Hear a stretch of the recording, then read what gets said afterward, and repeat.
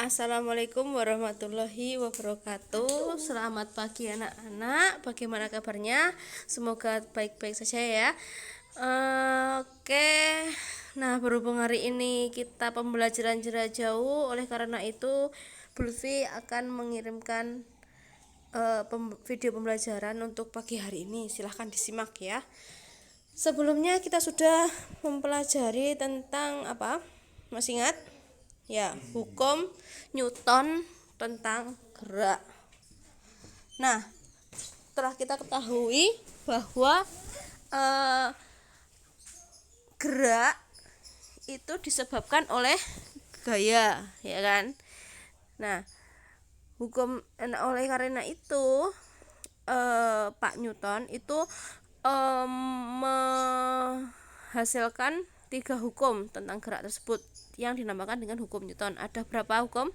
Ya, ada 3 hukum ya. Hukum 1 Newton, hukum 2 Newton, sama hukum 3 Newton. Kalau hukum 1 Newton tentang kelembaman, terus yang hukum 2 tentang ya benda yang bergerak sehingga memiliki percepatan yang sebanding dengan gaya yang diberikan. Kemudian yang ketiga tentang gaya aksi reaksi. Nah, untuk hari ini kita akan mempelajari bab 3 langsung aja ya, tentang usaha dan energi.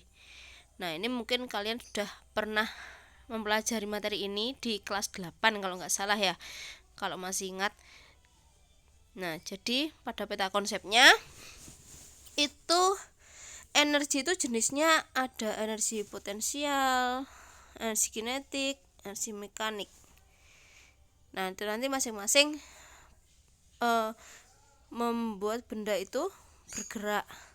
Nah, untuk energi potensial itu yang pertama disebabkan oleh gaya gravitasi yang dinamakan dengan energi potensial gravitasi. Sedangkan yang disebabkan oleh pegas itu dinamakan dengan energi potensial pegas. Terus kemudian energi itu dapat dialihkan, maksudnya energi dapat diubah ke energi yang lain. Nah, itu adalah bunyi hukum kekekalan energi. Jadi energi itu tidak dapat dihilangkan tapi dapat diganti bentuknya. Nah, di sini energi ini kita ganti bentuk dengan yang namanya usaha. Nah, ini hubungannya antara energi dengan usaha. Oke. Nah, usaha ini itu didasarkan pada faktor gaya dan perpindahan. Jadi kalau ada gaya kemudian menyebabkan perpindahan, maka nanti kemungkinan akan dihasilkan usaha.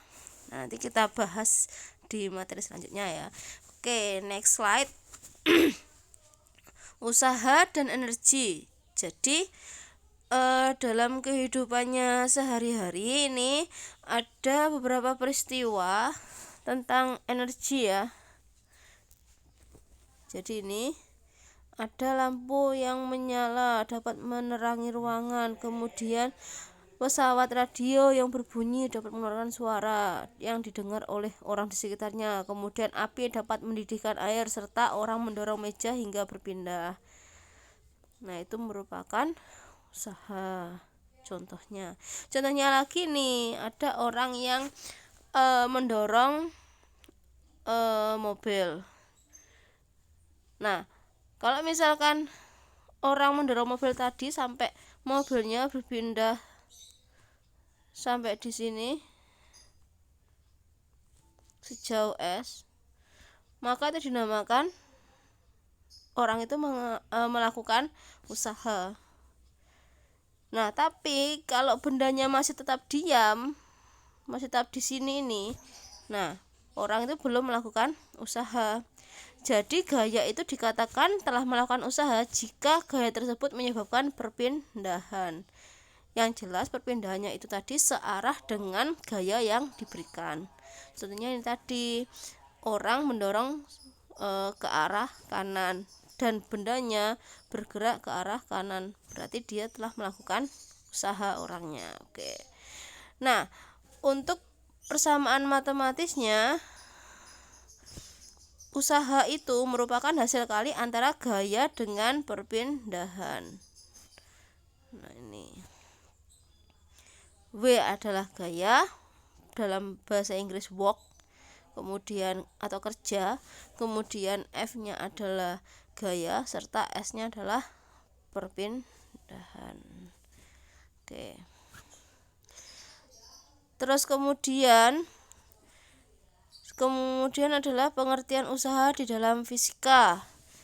Jadi ini ada orang, dia memberikan gayanya tidak searah sumbu X, tapi melainkan dia membentuk sudut. Nah, sudutnya gayanya dia membentuk sudut terhadap sumbu X sebesar alfa ini. Oke. Nah, sehingga kalau kita gambarkan gayanya seperti ini. Jadi gayanya adalah ini ya. Terus kemudian diuraikan dulu karena dia bergeraknya kan ke kanan, sehingga yang digunakan adalah Fx.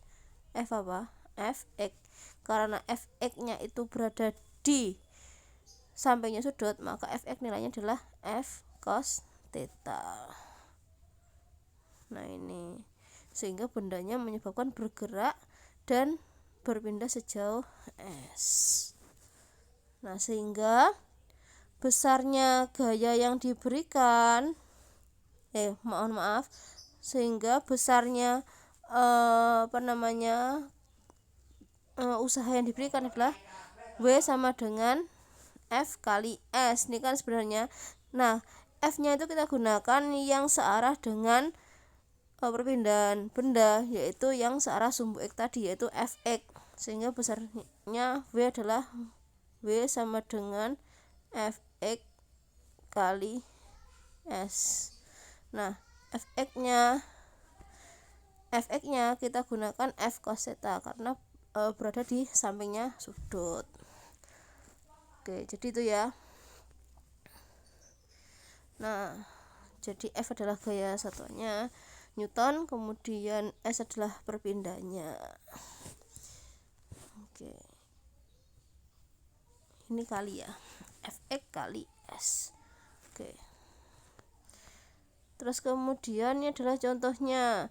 Sebuah mobil-mobilan masanya adalah 2 kg ditarik oleh gaya 8 Newton yang membentuk sudut 60 derajat terhadap horizontal. Jadi ini sudutnya membentuk 60 derajat ya. Nah, jika mobilnya berpindah sejauh 6 meter, berapakah usaha yang dilakukan oleh gaya tarik tersebut? Sama kayak tadi, karena ini berpindahnya itu searah sumbu X, maka gayanya yang diberikan juga harus kita uraikan, dimana yang searah dengan sumbu X juga. Jadi ini kita uraikan F Fx, kemudian yang ini juga kita uraikan yaitu Fy. Nah, yang searah mana? Yang searah adalah Fx, sehingga yang kita gunakan nanti juga Fx, sehingga nilainya adalah W sama dengan Fx kali S. Fx-nya di mana yang sudut 60, yaitu di sampingnya, sehingga pakai F kali cos theta ini.